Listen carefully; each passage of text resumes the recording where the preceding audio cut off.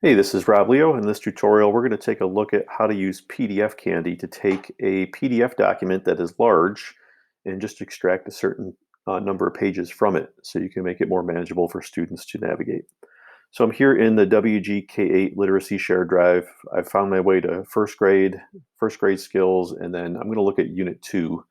There's a Unit 2 reader here, or Unit 2 Big Book, and it is 116 pages. I can imagine the outrage of sharing a 116-page document with a first grader's family. So I'm just going to download it. And if you open it up, you should see with the dots, there is a download button. It looks like a downward facing arrow. If you're back in Google Drive and you simply right click on it, you can also download. I've already done that hard part. I've downloaded. So I'm going to go to PDF Candy. Some of you may have Adobe Acrobat Pro on your computers and your laptops. I didn't leave, I left my laptop in my office and I'm working off a different computer.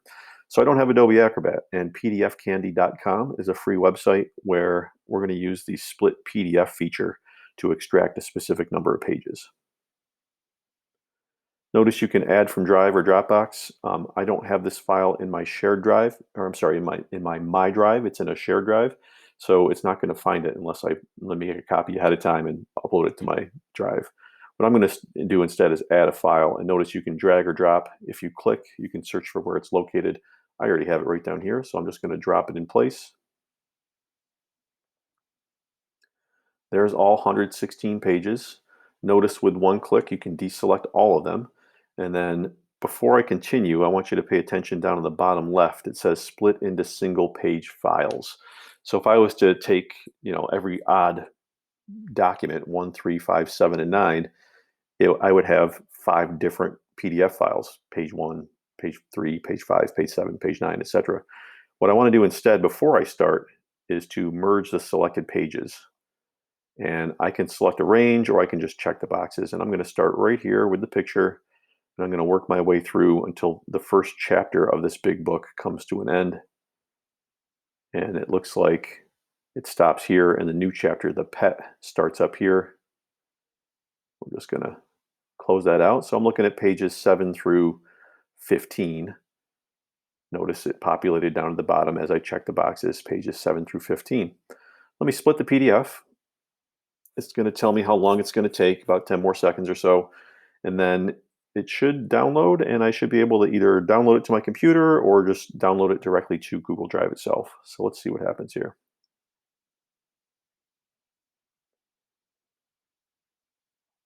All right, looks like success. Probably the easiest way for me to get it is just to download it. If you want to get fancy, you can click on the Google Drive icon. I'm signed into my personal account, so I'm just going to change to my school account. I don't know why it defaulted to my personal account. And now when I click Google Drive, thought I did change that.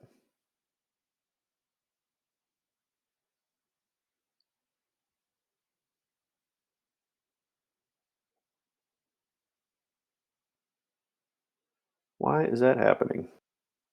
All right, that took me a couple tries, but I finally managed to get into my school account. So now let me try to click on Google Drive. It's telling me it's going to appear in Unit 2. Big Book Gran will appear in My Drive, which is great. That's where I want it to go. But if I want to get into a specific folder, I'm going to put it in my coronavirus folder. There it is. I'm going to click Save. Notice the title, Unit 2, Big Book Gran, coronavirus folder. If I go back to my drive, look in My Drive, there's my folder. There's my Unit 2 Big Book. And now it should just be a short number of pages. Yep, pages 1 through 9. Once you get to Google Classroom, let me just go to a class here. Let's say you want to share this with your students. You can go to your classwork page. You can create material.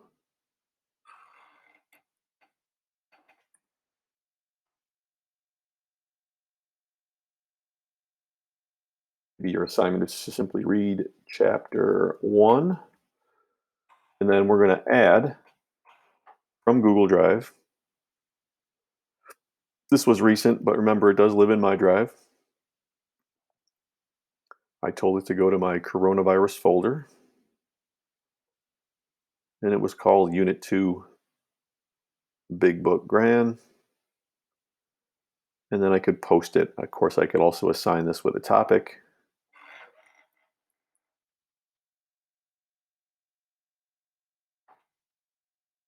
There's no grade to give, it's just material. So now the students can filter the topics and see the first chapter, the Big Book of Gran. All right, hope you found this useful. Thanks for listening.